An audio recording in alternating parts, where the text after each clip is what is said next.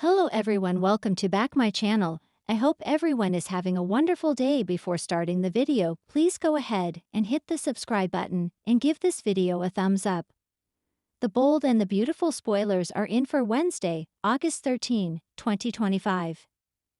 Fans can expect Eric Forrester, John McCook, Ridge Forrester, Thorsten Kaye, and Brooke Logan, Catherine Kelly Lang, to return from Naples. However, Taylor Hayes, Rebecca Budig, will make it difficult for her fiancé to break off the engagement. Let's start with Brooke, who returns from Naples to Los Angeles along with Eric and Ridge. The blonde had quite the adventure, along with a near-death experience. After falling off of Nick Marone's Jack Wagner boat, Brooke landed in the water. By the time Ridge and another man pulled her out, she wasn't breathing. Thankfully, Ridge was able to perform CPR, then get Brooke transported to the hospital. Things will be different when Ridge comes back to town. For one thing, Ridge had to face what life would be like without her. Even though he promised to make this right for Brooke, he also said that at one time to Taylor. In any case, Hope Logan, Annika Noel, will be thrilled that her mother is all right. I'm sure Hope will update Brooke about Liam Spencer, Scott Clifton. Meanwhile, Brooke will tell her daughter all about Nick and Ridge. The bold and the beautiful spoilers for Wednesday, August 13, reveal that Ridge will have to get back to Taylor to explain things. It seems that Ridge does try, but Taylor refuses to accept it. A weekly preview clip shows Ridge hanging his head down in defeat and frustration as Taylor tells him how things are going to be. Taylor will tell him that Brooke has a future, but it's not with Ridge. Then the woman refuses to take off her ring. It wouldn't surprise me if Taylor pretended to have a broken heart syndrome relapse just to hold onto Ridge. However, how is Ridge going to explain this to Brooke? There is also the issue of Luna Nozawa, Lisa Yamada, waking up. It seems that the near-death experience didn't help the young woman. While she is pretending not to remember her crime against Steffi Forrester Finnegan, Jacqueline Missinswood, she is still obsessing over Will Spencer, Crew Morrow. So it seems that everyone is still in grave danger. The Forrester estate is unusually quiet as the morning sunlight spills through the French doors. That quiet doesn't last long. A luxury sedan rolls up the driveway and out steps Brooke Logan. Suitcase in hand, eyes shielded behind oversized sunglasses, hair flowing like she just stepped off a Milan runway. After months away, traveling through Italy to clear her head, translation, avoid Los Angeles chaos, Brooke is back, and she's walking into a powder keg. Inside the Forrester living room, Eric and Donna are mid-discussion about Forrester Creations' upcoming fall line when they hear the door open. Donna's jaw drops. Brooke? Donna squeals, racing to hug her sister. Surprise, Brooke says with a sly smile, but her tone carries something heavier. I think it's time I came home. Eric's eyes narrow just slightly. The patriarch has a sixth sense for when Brooke is back with more than luggage. He sees it in her posture. She's carrying secrets, and maybe an agenda. It doesn't take long for word to spread. Ridge Forrester hears within the hour that Brooke's back.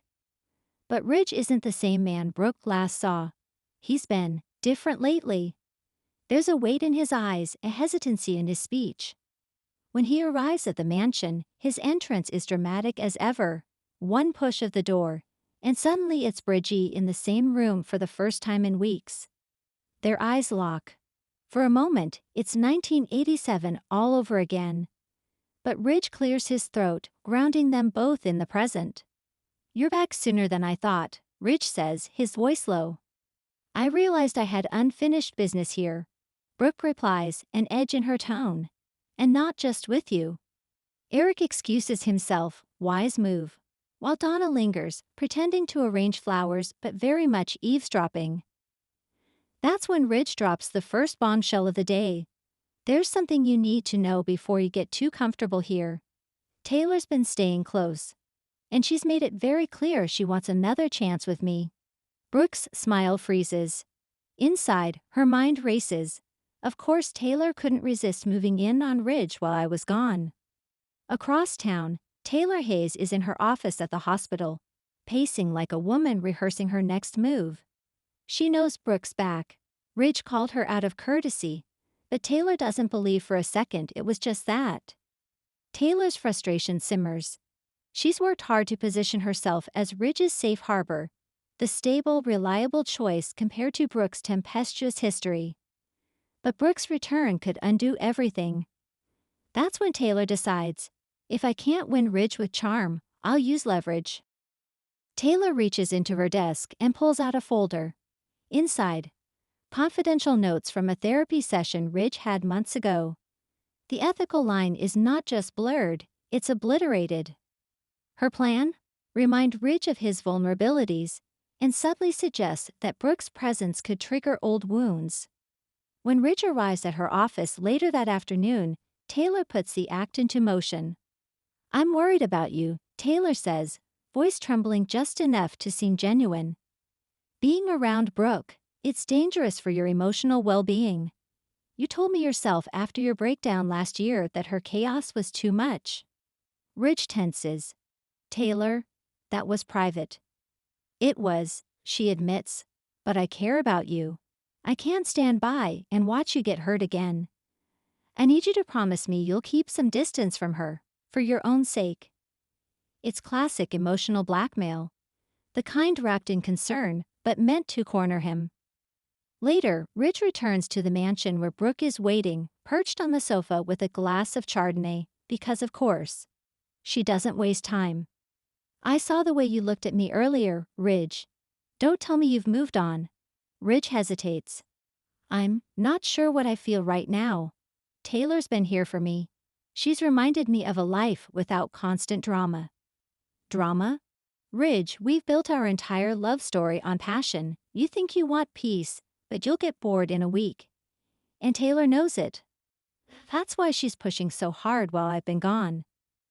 Then she drops her own mini bombshell. I didn't come back to chase you, Ridge. I came back to win you, and to make sure Taylor finally learns her place. By evening, fate, or meddling, brings them all together. Eric, determined to clear the air, invites Brooke, Ridge, and Taylor to a casual dinner at the estate. Casual lasts about 3 minutes.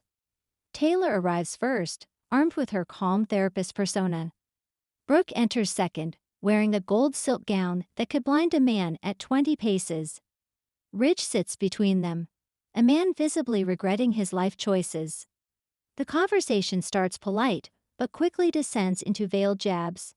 Taylor, some people think love is about excitement. I think it's about stability.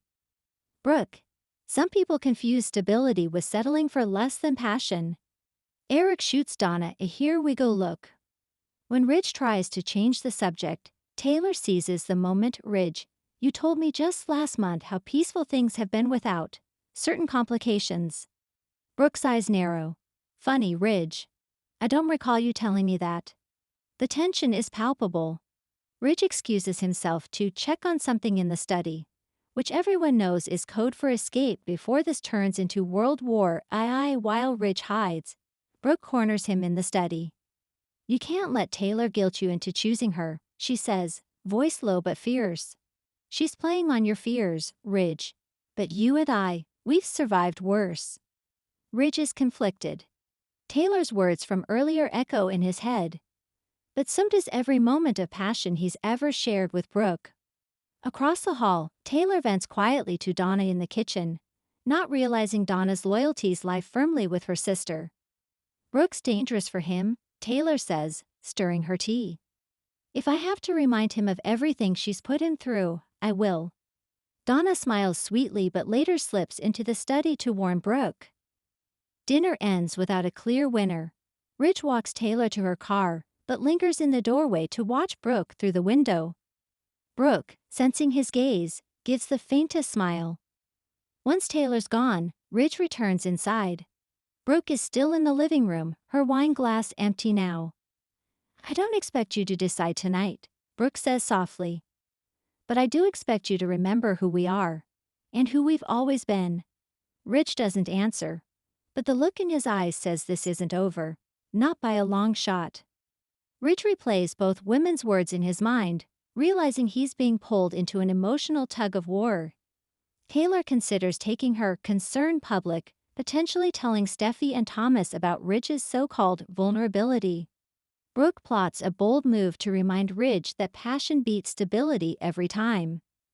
This Wednesday's episode isn't just about Brooke coming home, it's about 3 decades of unresolved tension exploding in real time. Ridge may think he can find peace, but between Brooke's determination and Taylor's emotional blackmail, he's about to learn that peace and love rarely share the same address in Los Angeles. Thanks for watching this video, and please subscribe our Boldy and BAU2TFUL UPDAT YouTube channel for more update news.